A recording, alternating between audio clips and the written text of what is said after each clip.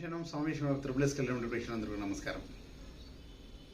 ఈయన ప్రత్యేకమైన రోజు ప్రత్యేక సిస్టమ్ ఉన్నప్పుడే మేము ముందుకు వచ్చి ఆ రెమెడీస్ మీకు చెప్తూ మీరు డబ్బు సంపద ఐశ్వర్యం ఆనందంగా ఉండాలని ఆరోగ్యవంతులుగా ఉండాలని కోరుకుంటాను కాబట్టి ఇవన్నీ చెప్తూ వస్తున్నాను.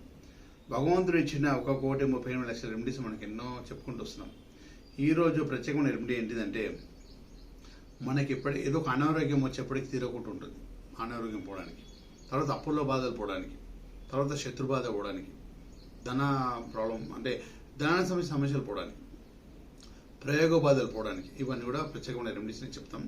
ఈరోజు ఆ రెమెడీ కోసం మీకు ఈ రెమెడీ చేస్తే అన్ని విధాలుగా సక్సెస్ ఉంటుందని ఆ చిన్న రెమెడీ వల్ల ఈ సమస్యలను పోయి మీరు హ్యాపీగా ఆరోగ్యవంతంగా ఉండాలని రెమెడీ చెప్పడం. దానికన్నా ముందు మా స్వామివారి ధ్యానం చేసుకుని ముందుకెళ్ళాం. ఓకేనా? స్వామి ఈశ్వరముత్తరార్చన ఆనేకృతిలో వాళ్ళకి నిర్మలితం శాస్త్రాభిషేణ హరిరసుధన జ్యోతి స్వరూపణ ఉమాపతి రమాపతి భాగ్యపతం పరశురామ వల్లభాయనం శ్రీ స్వామి శరణమయ్య.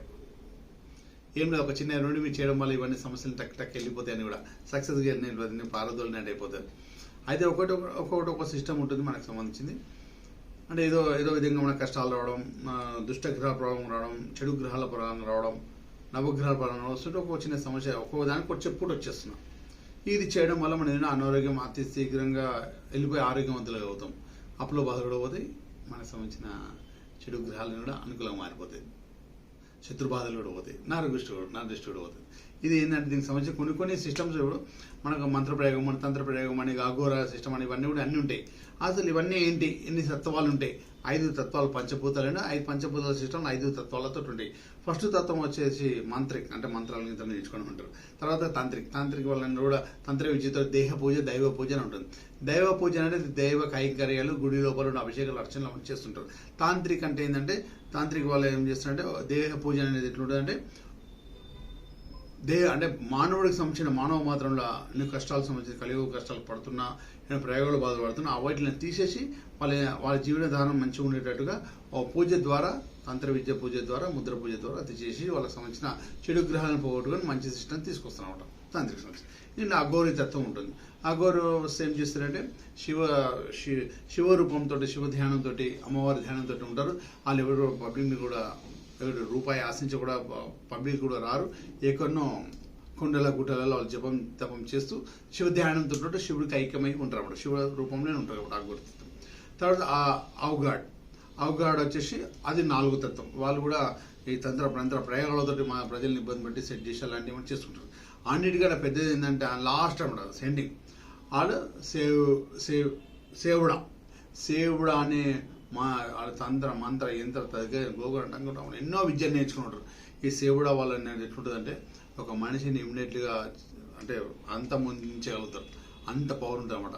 వాళ్ళు ఎంతో పిశాచ సాధన చేసి ఎన్నో ప్రతి ఒక్క ఆత్మను కైవసం చేసుకుంటారు. తర్వాత ఎవరైతే అంటే ఇట్లా ఏడా కూడా రోడ్ల మీద బీడీలు అవుతుంటారు అనమాట. ఒక శవం ఊరేగింపుకి వెళ్తుంటే అంతిమాత్ర వెళ్తుంటే ఎక్కడ వెళ్తున్నారు వాళ్ళు వెనకకి వెళ్ళి అంతిమాత్ర అయిపోయిన తర్వాత వారి ఆత్మను వీళ్ళు కైవసం చేసుకుంటారు మొత్తం కూడా. ఈ శివుడికి సంబంధించిన విద్య నేర్చుకునే వాళ్ళు ఒక్కొక్క సిస్టమ్. అంటే ఇంతమంది ఎందుకు చెప్తున్నారంటే ఇలాంటి విద్య పవర్ ఉన్న వాళ్ళు కూడా ఈ రెమెడీ చేయడం వల్ల ఇది కూడా పోతుంది అనేసి. ఇప్పుడు మంత్రం నేర్చుకునే వాళ్ళు అంటే అంత పెద్ద వాళ్ళు కూడా ఉంటారని చెప్తున్నారు. ఇంట్లో అంటే మంత్రాలు చెడు మంత్రాలు నేర్చుకునే వాళ్ళు ఏం చేయగలుగుతారు అంటే చిన్న సిస్టమ్ చేయగలుగుతారు. అంటే జస్ట్ వాళ్ళకి మీద గొడవ పెట్టడం, ఇంట్లో పర్సనల్ చేయడం, ఇబ్బంది పెట్టడం, అలాంటి చిన్న చేయడం. చిన్న ముళ్ళు ఎట్లుంటే అలా ఉంటాయి. అలాంటి సిస్టమ్ ఉంటే చిన్న లెక్క చేయడం. ఇది వాళ్ళందరూ ఏంటంటే వారి పాపం అంటే ఎవరెవరో పాపాలన్నీ వాళ్ళు మూట కట్టుకొని తర్వాత వాళ్ళు పోతారులే. కానీ కాకపోతే ఈ చిన్న వాళ్ళ మంత్రం నేర్చుకోవడం వల్ల చిన్న సిస్టమ్ తోటి చిన్న కూడా చేయగలుగుతారు అంతే.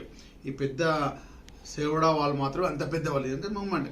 అఘోరిస్ మాత్రం ఏంటంటే దేవుడు ఐక్యంలో ఉంటారు. వాళ్ళు ఎవరు పబ్లిక్ కలవరు, వాళ్ళకి సంబంధించిన చెడు దోషం తీయడానికి రానియరు, ఒకరితో మాట్లాడరు కూడా. ఈ డబ్బు కలుగుతుంది ఆస్వాదించారు. తర్వాత వారి ఈ పని చేస్తాం ఆ పని చేస్తాం చెడు ప్రయత్నం చేస్తామని కూడా అన్నారు అనమాట. వాళ్ళని శివ ఐక్యంతో ఉంటారు, శివ ధ్యానంతో ఉంటారు. అఘోరిస్ అనేది శివ సిస్టమ్ ఉంటారు. శివుడికి ఒక రూపం కాబట్టి. కాకపోతే వారిని చూడడమే మన అదృష్టంగా భావించాలి. వారిని చూస్తే శివుని ధ్యానం చేసుకున్నట్టే, శివుని స్మరించినట్టే, శివ దర్శనం అయినట్టే వారికి. అంటే అవగాడ వచ్చి తంత్రాలతో మనిషిని పర్సన్ చేస్తారు. తర్వాత సేవుడా మాత్రం ప్రత్యేకమైన మంత్రాలతో ప్రత్యేకమైన ఆత్మను కైవసం చేసుకొని ఇవన్నీ కూడా ఆడు ఎప్పుడు బీడీ తాగుకుంటూ వస్తుంటారు, బీడీ సిగరెట్ తాగుకుంటా ఎవడైనా ఇంట్లోకి రావడం వచ్చినంటే సంబంధించిన మనకి ఏదో ప్రయోగం జరుగుతుంటే అర్థం. మనకైనా కడ్డవాడ వాడి కళ్ళు పెట్టి చూసినా వాడు మనకి చేసినా మనతోటున్నా ఇవన్నీ కూడా సేవడం వల్ల అలా చేస్తారన్నమాట. ఇది ఒక్కొక్క సిస్టమ్ అనమాట.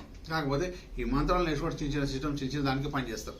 అంత పెద్ద కూడా అంత పెద్ద వీడి దాకా కూడా ఎగిరిపోతుంది అనమాట ఈ మంత్రాలు. కాకపోతే కొంతమంది ఉంటారు అఘోర సిస్టమ్ అనే వేషాలు వేసుకుంటున్నారు, భాగవతులు లెక్క మంత్రాలు అఘోరులు లెక్క మన వేషాలు వేసుకొని తిరుగుతుంటారు.